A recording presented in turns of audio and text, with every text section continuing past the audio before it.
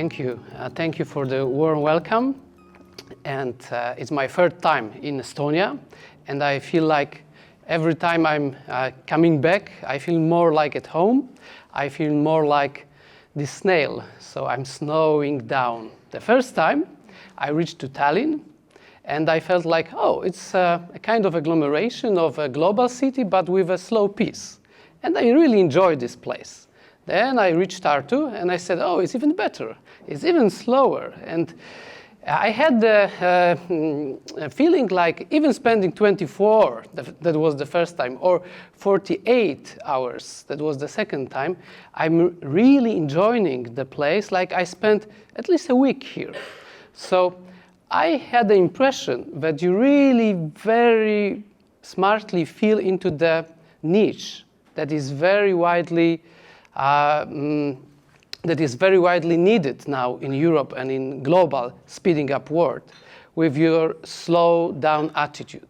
And that's why this snail is giving the welcome picture to the presentation, and the title is The Unhurried Path, how can slow travel can help accelerate rural tourism in Estonia. It's a paradox, how can slow help to accelerate, isn't it? But in this paradox, I wish that you find yourself and your attitude that is so precious for you, that you preserve these values of nature, of your cultural heritage, and through this preservation, and that you didn't change through the centuries in some aspects, now you've got really a lot to share, to give the value to the people, and the value that is totally lost anywhere else. So that's why the title is, as you see, The Unhurried Path. How can we accelerate using slow tourism? And for the beginning, it's just about these mega trends that Klaus mentioned, that today our brains are really heavy exhausted with the number of informations we received. Can you imagine that now average person receives such a huge amount of data that equals the whole life amount of data in the Middle Ages? In one day, a singular day. We're totally overloaded by the data we received. And each year, the amount of data is growing by 5%. So we are really exhausted. One day is like the lifetime some centuries ago. But our brain hasn't changed so dramatically, and it can only use 10 bits of data per second. So what is happening to the whole, load of data that we receive but don't use? They just exhaust our focus, our patience, our brains, and our souls. And that's why the speeding world needs to slow down, in Estonia, I guess. And through the data shown by Microsoft, now we can only keep focus for 8 seconds. It used to be some minutes, like decades ago, but now it's like the 8 seconds, and is the average of a chicken or of a goldfish. So we, on average, are like the goldfish or chicken. We just switch from one screen to another, from one news to another. And it's the environment we built. And we are still, building the piece greater and greater and greater with this technology, of course. So the solution is to slow down. And where to slow down if not in nature, if not in the rural neighborhood, if not in, the senses engaging experiences. And that's why some answers came from Italy, like in 1980s, Mr. Petrini, when the first McDonald's was opening in Roma, he said, stop. We don't need to go that fast. We don't need to eat American food in Roma. We want our culture to be preserved. And that the first snail appeared on the tourist market. And they said that they want to preserve the good taste, they want to preserve a clean ingredients, and a just approach to what we eat. We want to eat local, we want to eat authentic, we want to eat healthy and tasty.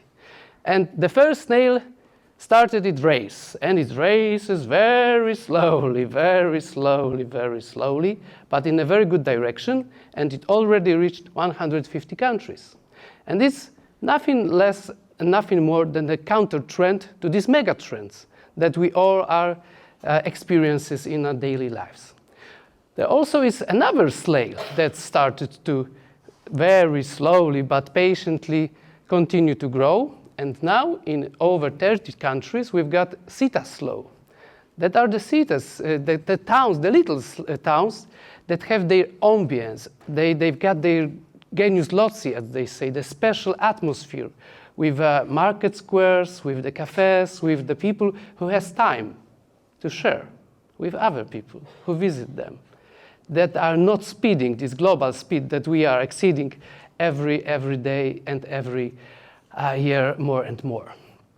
And it is something that we can really discover in the paradigm shift in the tourism industry. As in the early beginning, as Mr. Thomas Cook started the tourist business, it was a very easy transaction. You pay and you go for holidays. As an English worker received the paid holidays for the first time in their lifetime. And during these paid holidays, they were traveling somewhere to see the sea, to lay on the sand, and discover the sunbeams. And they spent an X amount of money on it. And it was called a transactional tourism.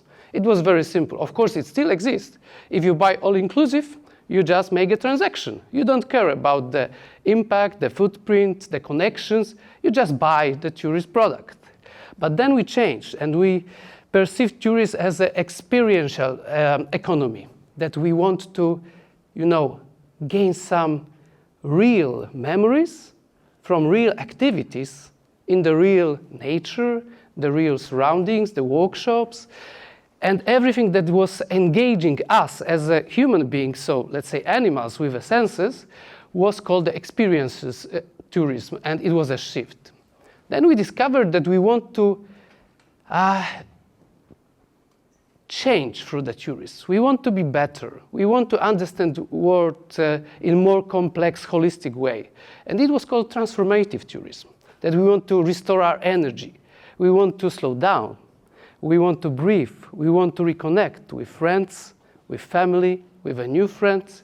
And it was called like value-based tourism or transformative tourism. And now, in some destinations, we want to have a good impact, not only bring sustainability to the place, but we say sustainability is not enough. We want to make a good impact. We want to leave the place in a better condition than before our departure. And even in a very big quantity of researches carried through the booking.com with the 40,000 people in the world, 71% said, yes, we want to leave the places in a better condition than before our journey. Of course, it's not that simple that some destinations are in this point or in that point. It's a mixture of these four types of tourism, but we should be aware that there are very different kinds of tourism, very different niches. And if we've got something precious, we should be valued by that who can afford mentally and financially for our offer. And that's why we've got at least two main courses that tourism is heading. Of course, it's a mass tourism, with over-tourism, with these tourist factories, or all-inclusive jails, as they say, that we are, like in a prison for 14 days, having everything offered, but it's so boring. We've got nothing to engage with. We will not meet the community. We will eat some global food and sleep in some global beds. Or we can go to, let's say, these rural experiences and slow down and have our choices what to do or what not to do, and allow ourselves for the sweet laziness as in this case. So this mass tourism is visiting places that everyone wants to visit. And these places are so overclouded with the data I started the presentation with, and with people, of course, that even if you make the best photo with the best photo camera, then you need the best application to remove all the other tourists that are reaching the places with you. And then, of course, you've got this beautiful, only one person photo like here, after this tick, tick, tick removal thing, and then you are selling the fake memories that you never had on your Instagram or other channels. And everyone is dreaming to visit the same place and to meet the lonely scene as you met. But you never met this lonely scene. It doesn't exist because it's the place of a mass tourism. It's overcrowded and everyone wants to visit it. So instead of visiting these places, we should consider slowing down, as slow is really everywhere. It's a global movement. It's not only a slow food and slow citas. It's also a slow movement. It's also a slow jogging, a slow living, and of course a slow travel. And slow is something that people who are in the hurry, and like 80% or maybe 90% of people are in the hurry, value very, very much because they miss it. They miss slow. And slow is sexy. Slow is more sexy than sustainability or regenerative even, because nobody really cares how regenerative they will be. Of course, people declare that they care. But if it comes to paying, no, it's not that simple, at least not in Poland. So the trends that are combined and can be summarized as the ingredients of a slow trend are digital detox, that we want to miss all the information that we are so heavily loaded every day. We want to be outside of the inbox, outside of the emails, outside of SMS and so on. We want to escape from the screens, social media. We seek genuine experiences, local stories, not a commercial attractions. And of course we travel to rest, not to tick the places that are very popular. We want to really hide somewhere and feel like we are connected first to ourselves and then to the place and the other. Of course, more and more we are choosing sustainable and responsible travel destinations, but in the country that I'm from, it's not really very appreciated. People are not aware with these green keys or green seals. They, of course, would be ashamed to say that they don't care, but when we study their choices, it seems like they don't care, unluckily.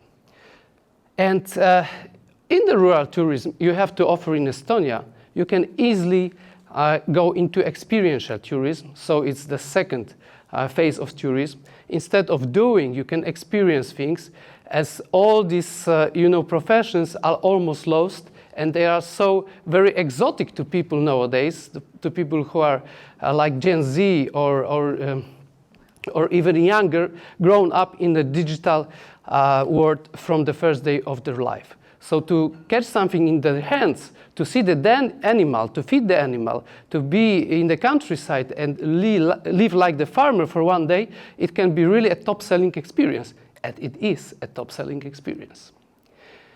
The slow travel, it's not a piece, it's a philosophy. Of course, it combines something that is very meaningful to us, because it combines the longer stays, the less populated way of traveling. We can, of course, choose more walking, cycling, rowing, and greater connections with the places and with the people.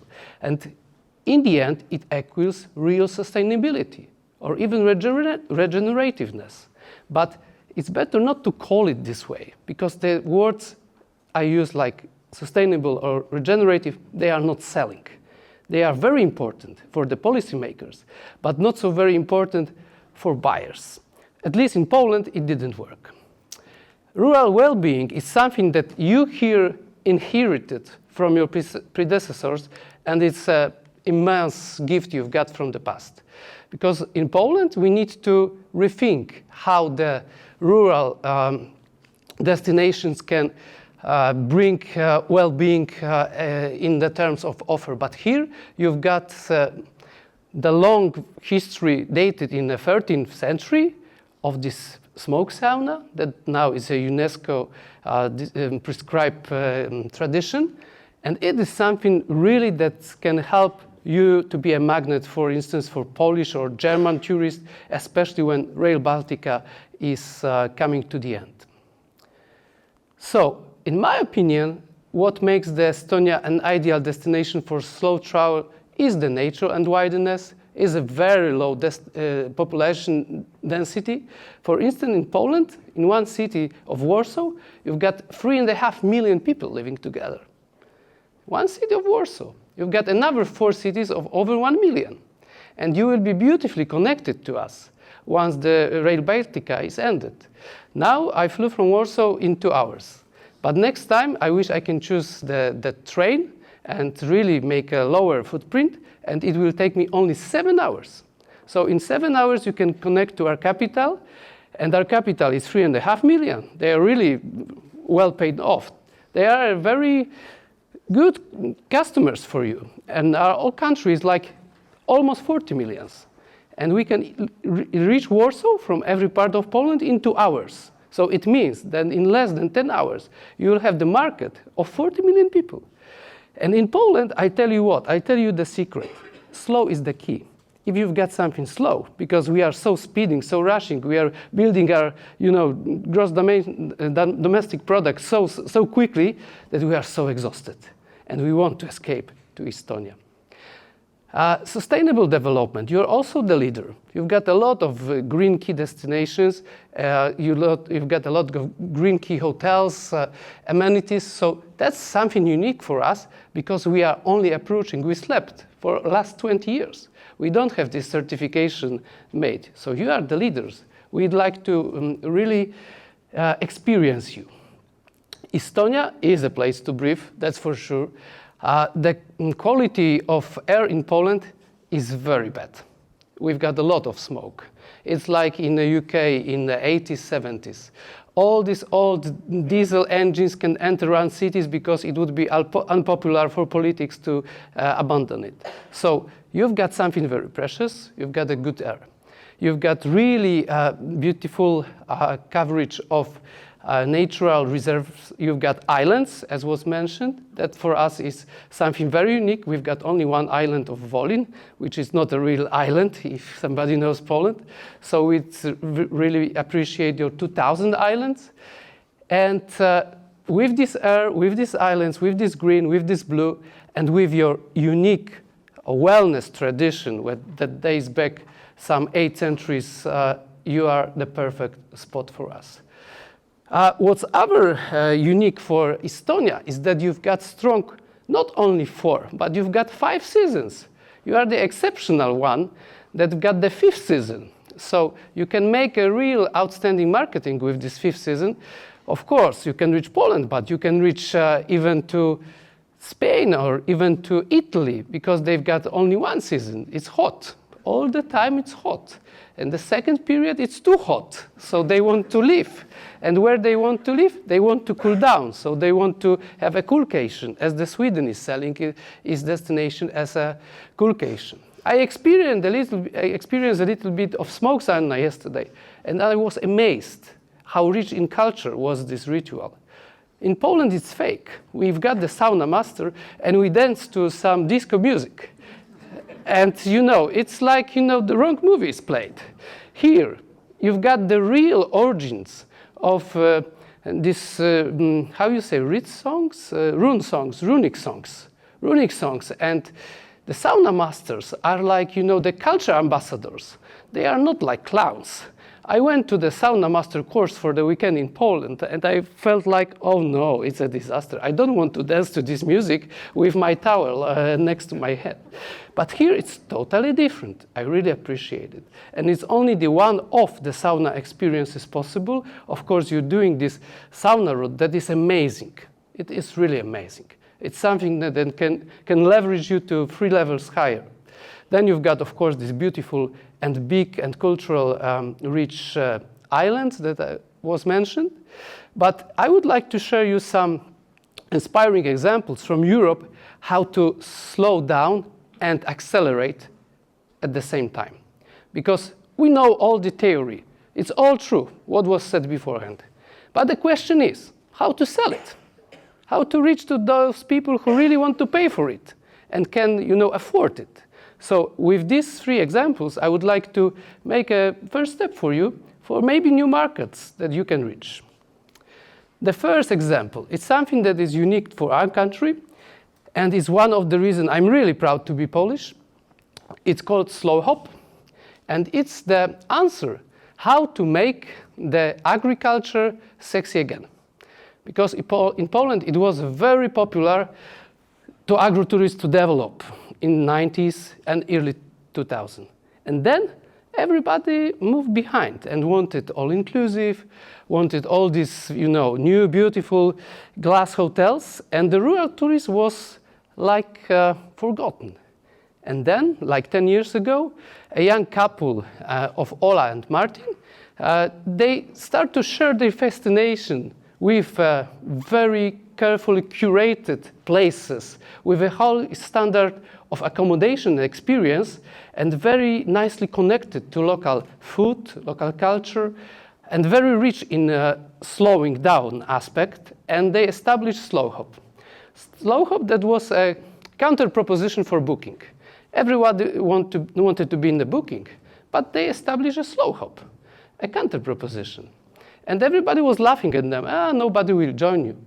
After 10 years, there's more than 2,500 places, very carefully curated by Ola and her team. There are 30 employees employed in this company, and there is 1 million sale every day through the booking. And now they are very, very well recognized in Poland. They are the trendsetters, and they've done a lot of good because they made agritourism sexy again. And the message from them is that really they would like to share their passion with Estonia as well. You've got a lot in common because they are storytelling not about the accommodation, but they're storytelling about the unique experiences. They are not making the pictures of beautiful empty places, but what you can do and what kind of experiences you can share with the new guest comings. And what's very good, what I like extremely much about the Slow Hop, I'm also the Slow Hop host, I've got my cottage in Slow Hop, that they work with us very frequently. The last step we made was not selling just one photo gallery of experiences, but they said to us, hey, you want to have a year-round tourism?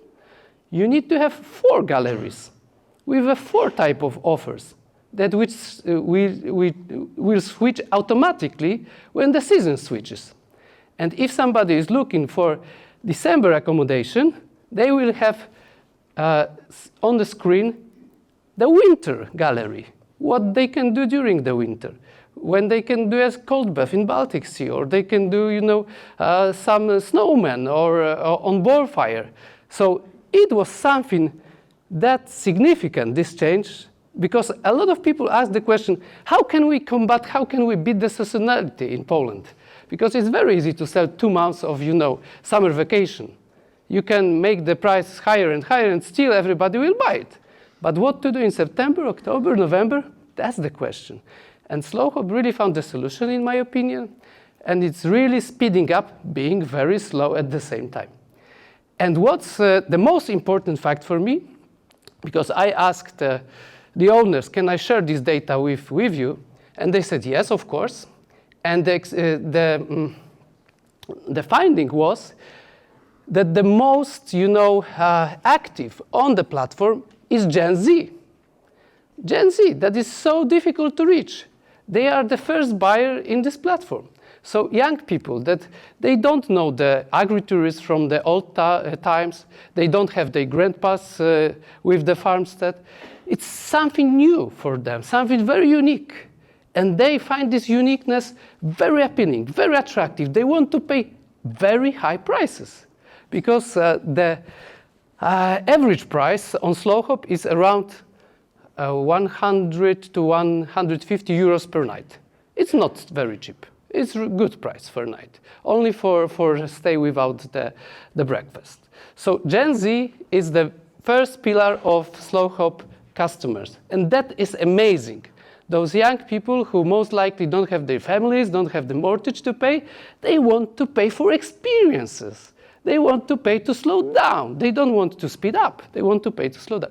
So that's amazing. Another pillar is Gen Y, and those two Gen quite the young ones. They form more than 51% of the buyers of a slow accommodation. So for me, it was like the big discovery, because it was a big question for the Ministry of Tourism. I advised too as well for the strategies we are making, how to reach those people. And we only asked this question. We didn't have the answer. Or how to combat the seasonality, how to make the year tourist. There is an answer to these questions. Please remember.